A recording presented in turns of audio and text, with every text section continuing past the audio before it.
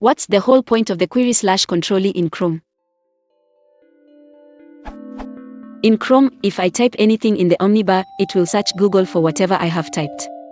If I do a query, Ctrl-E, which basically inserts a question mark at the start of the omnibar and seems like that's all it does, then type anything in the omnibar after the query, it will search Google for whatever I've typed. So what's the difference at all? In other words, what's the whole point of the query / Ctrl-E?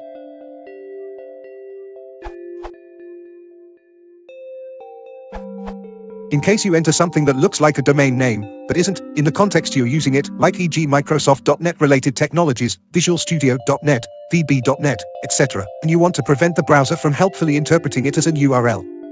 Also, the search results for a domain sometimes can be kind of interesting, and this is one way to get them, instead of viewing the site, e.g. which Google services are on the top ranks when searching for google.com.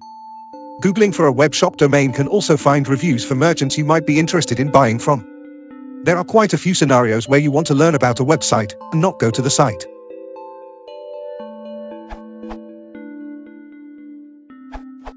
Daniel Beck's answer is correct in addressing Google's intent.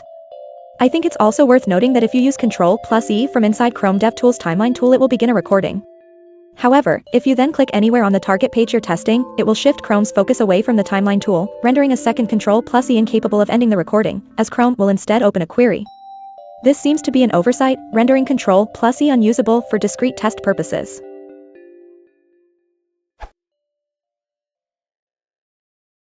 Perguntas Rotina 2/SSI